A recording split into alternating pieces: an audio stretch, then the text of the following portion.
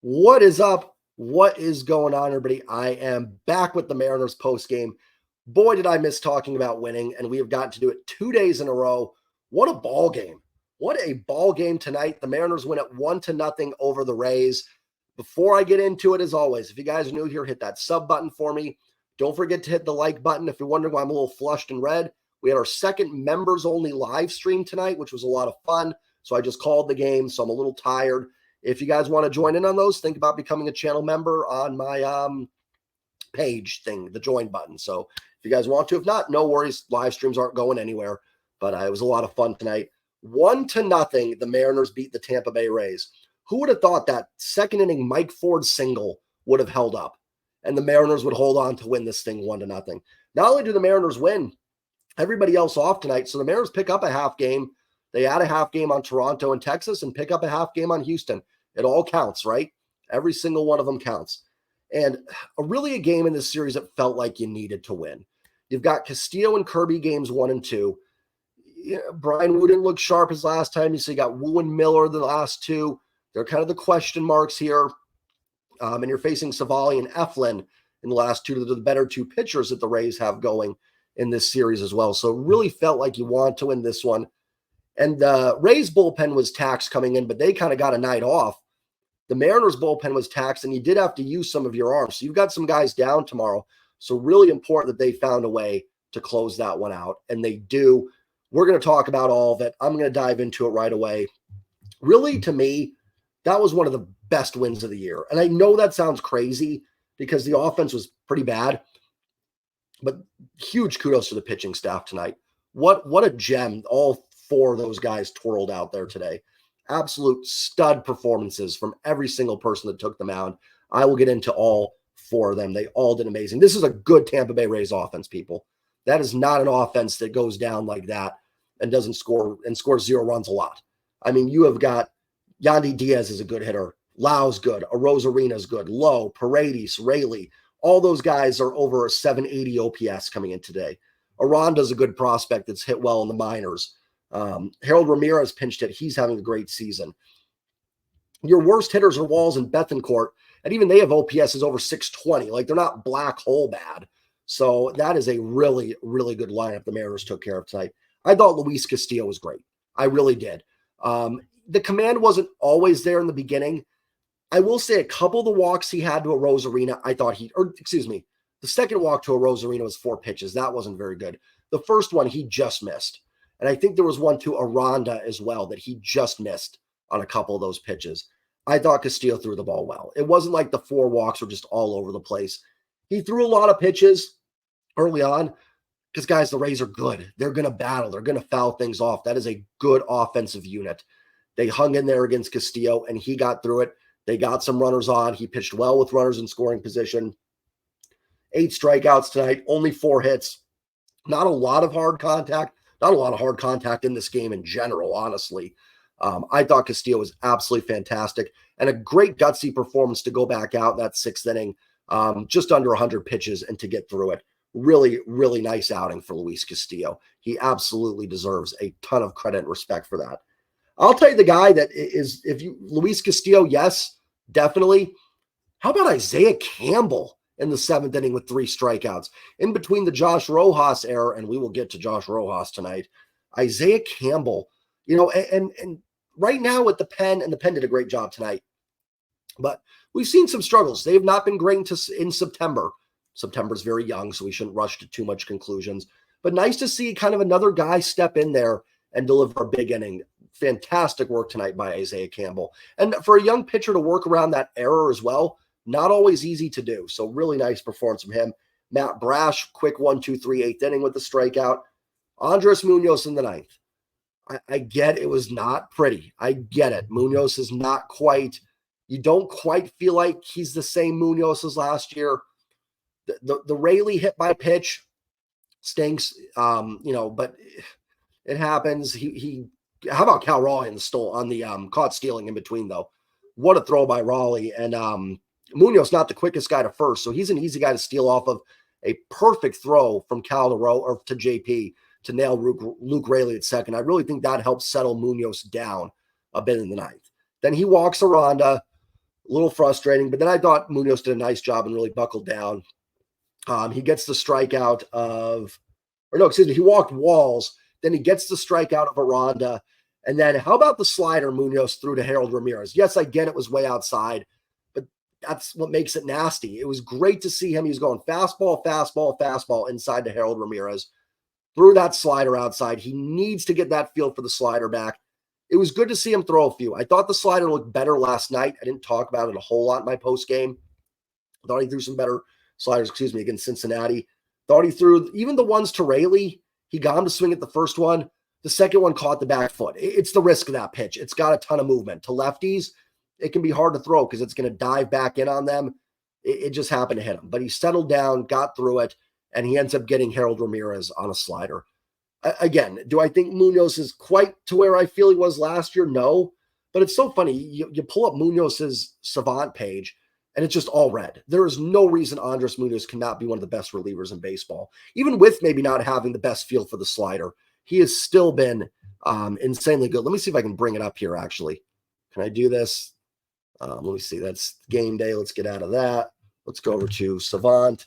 Oh, look at that. We have Andres Munoz right there. And let's bring it up real quick. I mean, it's all red. The only thing is the walks. The walk percentage has been kind of poor. And that makes sense. We saw today, I know the hit by pitch doesn't really factor in there, but then the walk of Walls. But everything else is in the red. Everything against Munoz. His expected ERA, low. His expected batting average is low. This is red. Red is good, for the record. Red means he's in the 95th, 91st percentile for all these. Fastball velocities up there. Chase is in the 82nd percentile. Whiff, 98. Strikeouts, 95th. Barrel, he's not getting barreled up at all. Hard hit, even that, 72 percentile. Ground ball percentage, 98 percentile. That's a really, really good reliever right there, guys. I know some of you don't look at all the numbers and don't really care, and I get it. Try to get out of this screen here. Where am I? Where's my mouse? There it is. But he has been really, really good this year. I mean, at least he's profiled to be really good. Got a couple strikeouts. Did he make it a little bit of a heart attack in the ninth? Yes. But again, I'll go back to like the Rays are really good. This was not the Royals lineup that's just annoying to us, or even the Reds. Like the Reds are a young, hungry, pesky team, but it's not a great lineup. This is a legitimately really good lineup. They're going to put some runners on. So I thought Munoz was fine. His best we've ever seen him? No. But I thought he was all right. Let's move on to the offense. Not a lot to talk about here. J.P. Crawford 0 for 4, Julio 0 for 4, Cal was 1 for 4 with a single. Teoscar a couple hits, 16-game hitting streak.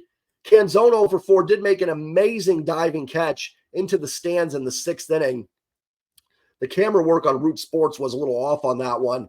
Paredes hit it, and the camera goes way up high. And you see the ball diving down all of a sudden out of nowhere. It's like the ball's diving down. You just see Dom Canzone jump out and make the catch into the stands. Great catch by Canzone to lay out that for that. That's going to win you over a lot of teammates in that locker room. Gino was 1 for 3 with a double. Ty 0 for 3. Mike Ford 1 for 3 with the game-winning single in the 2nd inning. Josh Rojas was 0 for 2 with a walk. Did sting a ball in the 8th inning for an out. I thought the offense early on against Littell, I thought they had some hard contact in the first couple innings. Then it just stopped. Listen, the Rays, talk about pitching factories. The Rays are definitely one. I know some people are a little bit wondering about the Mariners' approach at the plate. So Zach Littell throws a lot of strikes, does not walk anybody, one of the lowest walk rates in baseball, and he's been hit pretty hard. Now, Littell goes to show you what can happen when you throw strikes. Sometimes just throwing strikes is enough to make you an effective pitcher. So I think the Mariners' approach was this guy doesn't walk a lot. We're not going to take pitches. He's been hit hard. We're going to be aggressive. Now, where it sort of backfired a little bit is now the bullpen's rested. But that's why it's important you got the W. At the end of the day, we're in September. You just need the wins. So that was the approach I think they had there. Last thing I'll talk about 2 more things. I don't want to end on a negative. Oh, Josh Rojas tonight. Oh, man. That base running blunder, I mean, some of my members in here can attest to it. I went off in the stream about that. I have no idea. I guess he thought there were 2 outs, so that's why. But an infield pop-up, you can't make that base running mistake. I mean, it wasn't even in fair territory, so if it's dropped, it doesn't even matter. It's just a foul ball. For guys that didn't see it, it was 1 out. JP Crawford's up first and second, 1 out in second inning. Rojas did a nice at-bat to walk. JP pops it up. Paredes makes the catch in foul territory and actually picks off Josh Rojas at first base. Unacceptable. I don't care if Rojas thought there were 2 outs. Regardless of the reason, it was unacceptable. Cannot have that happen. Cannot. They're fortunate that they made it out of this and the pitching backed them up. And listen, the offense, the offense was due for a stinker. The Rays can pitch. The pitching should pick them up. But man, they've got to be better because even with the out for JP, you've got Julio coming up there first and second with 2 down. Maybe Julio makes that 2-0, 3-0, 4-0. Maybe you don't have to go to Munoz in the 9th inning if that happens. And maybe Julio makes an out and it's just the same thing as it was. But that cannot happen. And then 2 errors in the field. Luckily, the pitching bailed him out there. The fielding errors I can forgive, although he's made a lot of like careless errors in the field. I actually think Rojas is a pretty good defensive second baseman.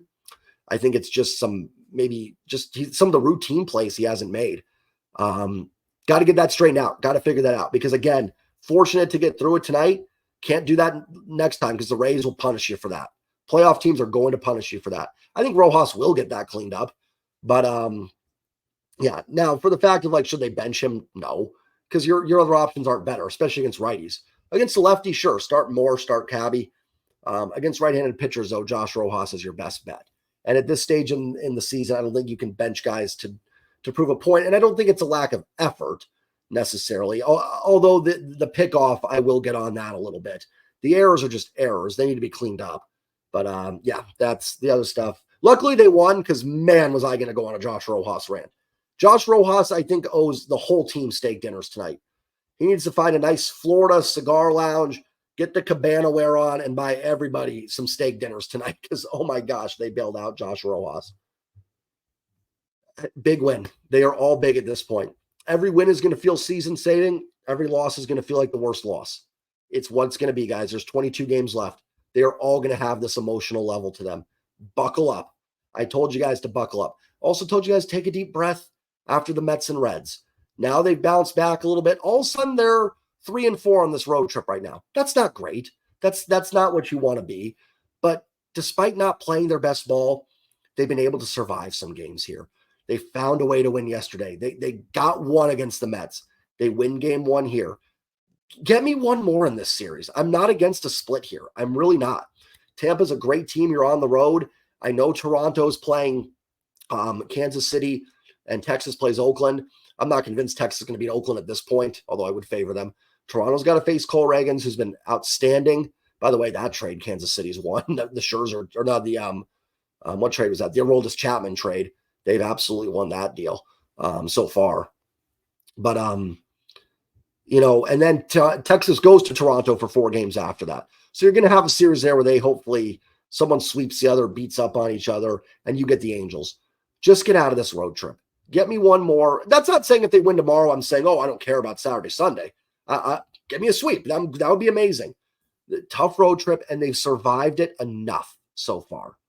3-4 is okay. What you didn't want is 1-6. That's where you start going, okay, what's happening here? They've survived it. You got George Kirby going tomorrow.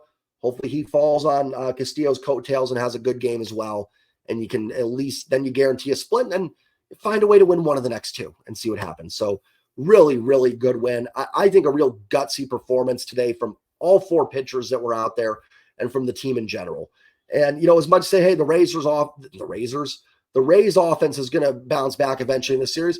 They probably will. They're not going to get shut out all 4 games. And I expect the Mariners to score more than one run the rest of the series as well. So should be a fun series. Possible playoff preview here, by the way. Haven't talked about it, but there's a chance this is your opening playoff series. I know we want the division. I'm still all in for it. You're a half game back there. Go get the West. But there is a decent chance we see this series again in the playoffs. So get ready. Remember these names. Remember Tampa Bay's names because might be seeing them again in just a few weeks. Have a great night, everybody. Enjoy football. I'll have my NFL Week 1 picks up tonight. And as always, go Mariners. Remember to like, comment, subscribe. I'll see you guys next time. Peace.